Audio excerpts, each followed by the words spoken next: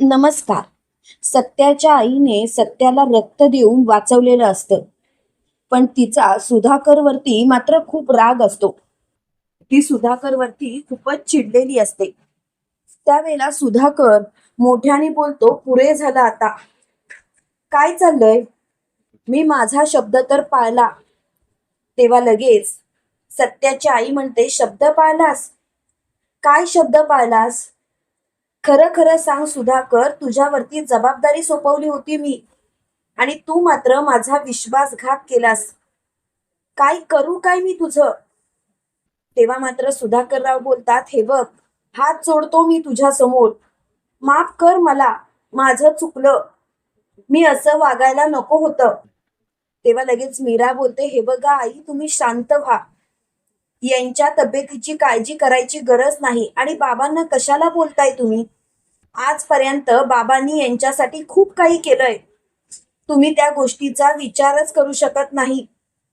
Please I, please असं काहीतरी बोलू नका. तेव्हा लगेच सत्याची आई बोलते, बस झाला मीरा. अगं, याच्यावरती विश्वास ठेवला होता आणि माझ्या सत्याची जबाबदारी मी याच्यावरती सोपवली होती. पण याने काय केलं? याने माझा विश्वासघात केला. प्रत्येक वेळेला तुझी बायको ती निरूपा घालून पाडून बोलायची, आणि तू मात्र नेहमीच माझ्या सत्यासमोर गप्प बसायचास. त्याची बाजू घेऊन कधीच तुझ्या बायकोला काहीच बोलला नाहीस. तेव्हा लगेच आजी बोलते, अगं ऐकून तरी घे ना त्याचं.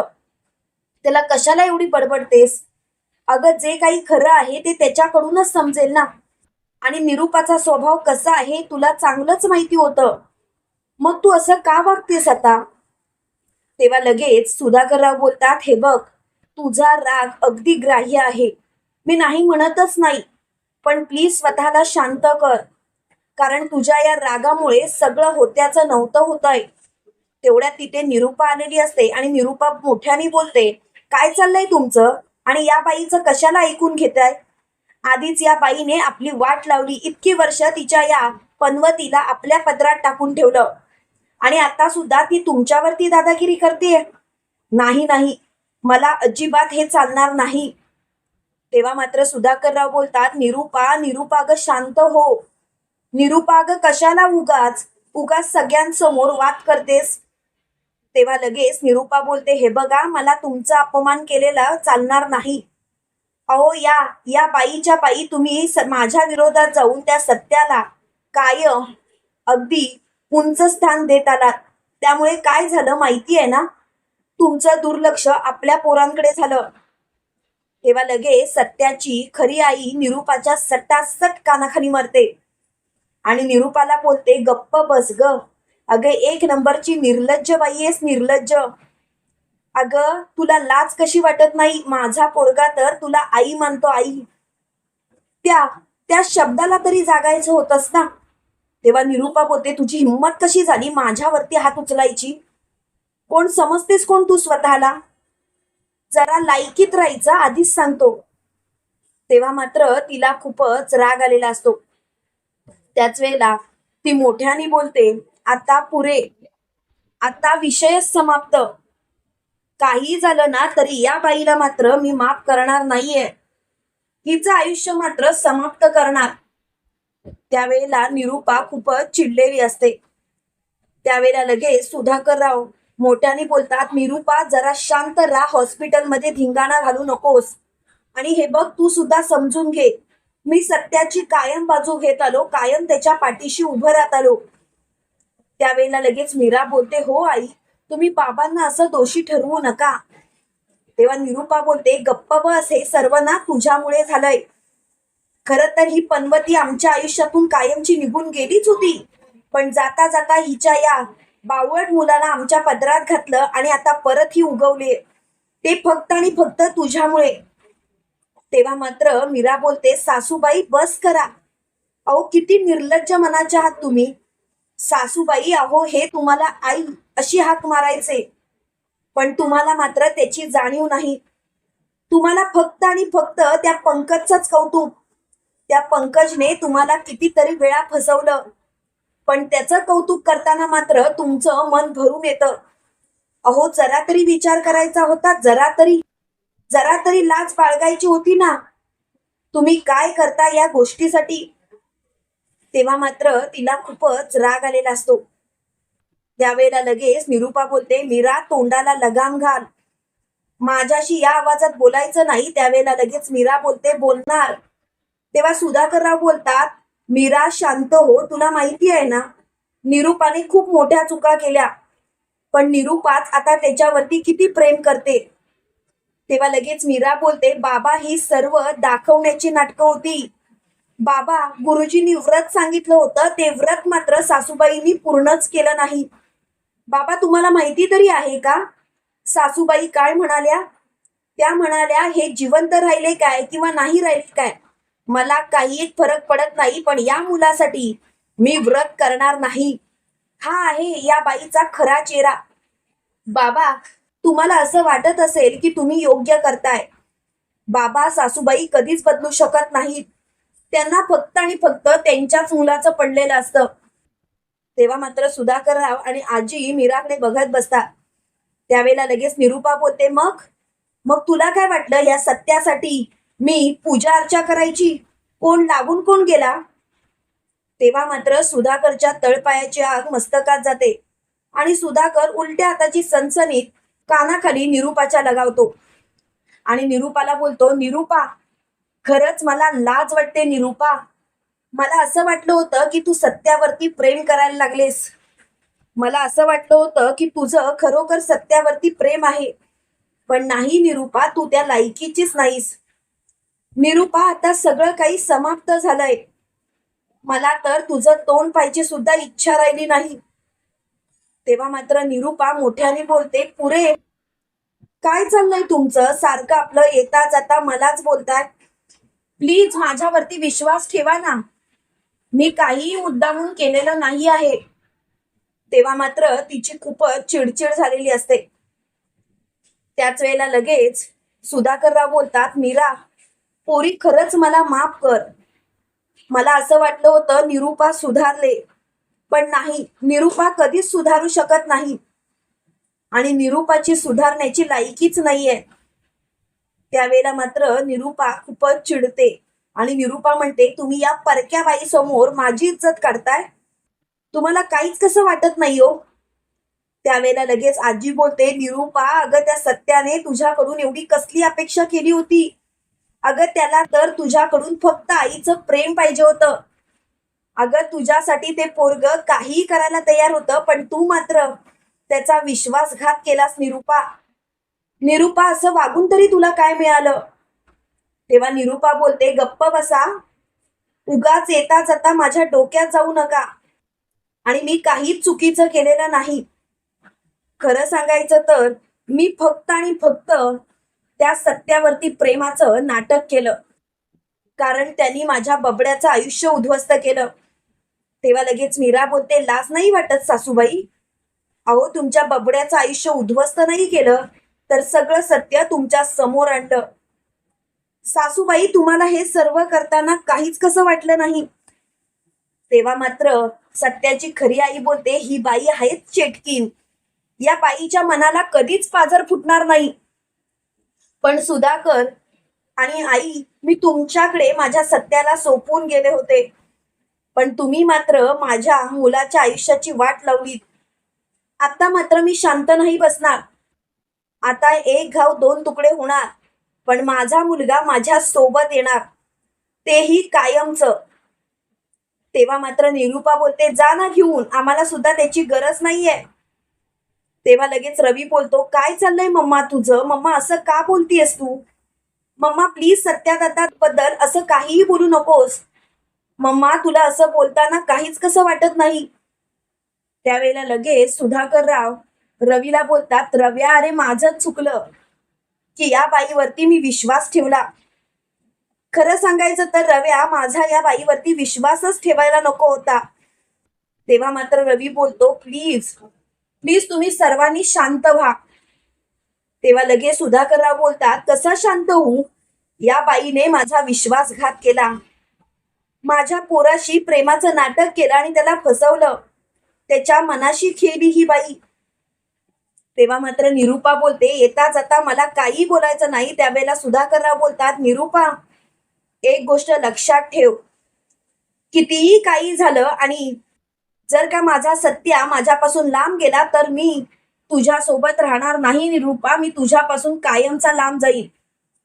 तेव्हा मात्र निरूपा चांगलीच गप्प बसते. निरूपा बोलते, म्हणजे त्या रस्त्यावरच्या उचलून आणलेल्या पोरासाठी तुम्ही माझी साथ सोड. तेव्हा लगेच सुधाकरराव बोलतात, हो निरूपा जाणार, कारण सत्याचा माझ्यावरती किती जीव आहे आणि माझा सत्यावरती किती जीव आहे हे तुला चांगलंच माहिती आहे निरूपा. तेव्हा मात्र निरूपा बोलते, वाह, खरंच मानलं पाहिजे तुम्हाला, म्हणजे तुम्ही त्या परक्या मुलासाठी माझी साथ सोडणार. तेव्हा लगेच सुधाकरराव बोलतात, हो, त्या परक्या मुलासाठी मी तुझी साथ सोडेल, कारण तो तुझ्यासाठी परका असेल, माझ्यासाठी नाही निरूपा. निरूपा माझ्यासाठी तो माझ्या अगदी काळजाचा तुकडा आहे. तेव्हा लगेच रवी आणि रिया बोलतात, पप्पा तुम्ही जर का जाणार असाल ना तर आम्ही सुद्धा तुमच्या सोबतच येणार. हे ऐकून लगेच निरूपा बोलते, जा जा सगळ्यांनी जा, काहीच हरकत नाही, पण एक गोष्ट लक्षात ठेवा, कितीही काही झालं ना तरी तो परकाच. तेव्हा लगेच रवी बोलतो, मम्मा बस, आजपर्यंत सत्यादादानी आपल्यासाठी खूप काही केलं, पण तू मात्र या गोष्टीचा विचारच केला नाहीस. आता मात्र मी तुला माफ करणार नाही मम्मा, मी एक घाव दोन तुकडे करणारच. तेव्हा मात्र सुधाकररावांची खूपच चिडचिड झालेली असते. त्यावेळेला लगेच मोठ्याने मीरा बोलते, आता सगळं संपलंय बाबा, प्लीज यांना जर का या गोष्टी कळाल्या ना तर हे हादरतील. बाबा प्लीज असं नका ना करू. तेव्हा मात्र सुधाकररावांची खूप चिडचिड होते आणि सुधाकरराव बोलतात, मीरा तू जरा शांत राहा. खरंच मीरा, मला तुझ्या या गोष्टींचा ना त्रास होतो.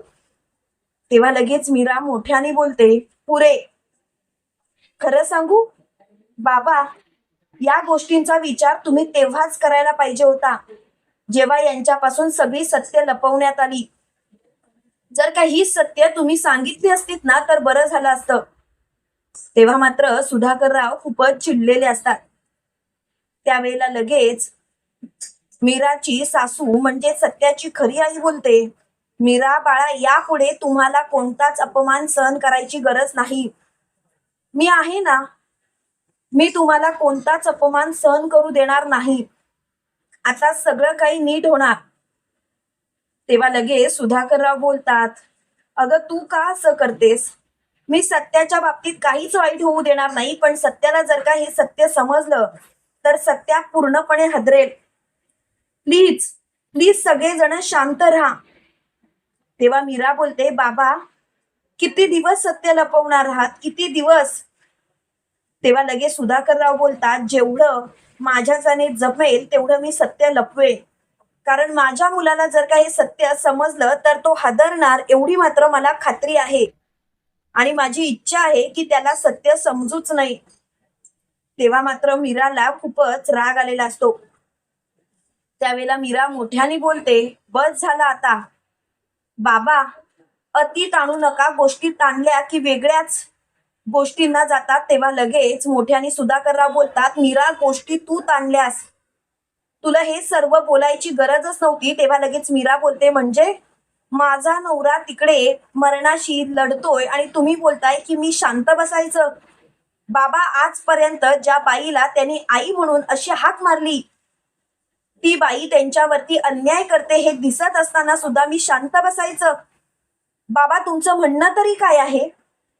बाबा तुम्ही असं कसं काय बोलू शकता? तेव्हा लगेच सुधाकरराव बोलतात, तुला समजतच नाहीये काय करायचं आणि काय नाही ते. अगं जरा विचार करून वागत जा ना मीरा. तेव्हा लगेच मीरा बोलते, गप्प बसा बाबा, गप्प बसा, कारण तुम्हाला कळत नाहीये. तुम्हाला ह्या सासूबाई जे काही वागतात ते पटत असेल, पण मला नाही पटत. माझ्या नवऱ्याच्या चेहऱ्यावरचा जो काही राग असतो ना तो मला दिसत असतो. प्लीज प्लीज बाबा प्लीज. तेव्हा लगेच सुधाकरराव मोठ्याने बोलतात, मला मीरा सगळं काही कळतंय, तुझ्या मनातील काळजी सुद्धा कळते, पण बाळा मी कधी चुकलोय का? तेव्हा लगेच मीरा बोलते, नाही बाबा, तुम्ही कधीच चुकला नाही. तुम्ही जे काही केलं ते योग्यच केलंय. पण बाबा, तुम्हीच विचार करा, आजपर्यंत यांना ते प्रेम मिळालं का? जर का त्यांच्या खऱ्या आईजवळून त्यांना जर का ते प्रेम मिळणार असेल तर बाबा काय हरकत आहे? बाबा प्लीज प्लीज त्यांना शांतपणे विचार करू देत. तेव्हा लगेच सुधाकरराव बोलतात, मीरा, तुला जे वाटेल ते तू कर, मी काही तुला अडवणार नाही. मीरा, एक गोष्ट लक्षात ठेव, कितीही काही झालं तरी सुद्धा लवकरात लवकर सगळ्या गोष्टी नीट केल्याच पाहिजेत. तेव्हा मात्र मीराची खूपच चिडचिड होते. त्यावेळेला लगेच सुधाकरराव मोठ्याने बोलतात, आता मात्र सगळं काही नीट होणार याची मला खात्री आहे. त्यावेळेला लगेच मीरा सुधाकररावांना बोलते, आता सगळं समाप्त आणि मला तर आता कोणत्याच गोष्टी ऐकायच्या नाहीयेत. प्लीज या सर्व गोष्टी संपवून टाका. त्यावेळेला निरुपा बोलते, तू तुझ्या नवऱ्याला आणि या सासूला घे आणि इथनं चालती पण. तसंही मला तो सत्या माझ्या घरात कधीच नको होता. तो फक्त आणि फक्त मला ओझं वाटतो. खरं सांगू का मीरा, तुझ्या त्या नवऱ्याशी मला कोणता संबंध ठेवायचा नाहीये. तेव्हा लगेच मीरा बोलते, सासूबाई, अहो किती किती उलट्या काळजाच्या आहात तुम्ही. सासूबाई, खरंच मला ना तुमची कीव येते, कीव. तेव्हा निरुपा बोलते, तू काहीही बोल ग, मला काहीच फरक पडत नाही. पण एक गोष्ट मात्र लक्षात ठेव, तुझा आणि माझा संबंध संपला. तेव्हा मात्र तिला खूपच राग आलेला असतो. त्यावेळेला लगेच सुधाकरराव बोलतात, निरुपा, तुझा संबंध संपला असेल, पण हा सुधाकर जिवंत आहे ना, तोपर्यंत त्याच्या या मुलांना कोणताच त्रास होणार नाही. आणि माझ्या मुलांपासून लांब राहायचा निरुपा. या भाषेत बोलायचं नाही. माझा सत्या म्हणजे माझ्या काळजाचा तुकडा आहे निरुपा, हे तुला चांगलंच माहितीये.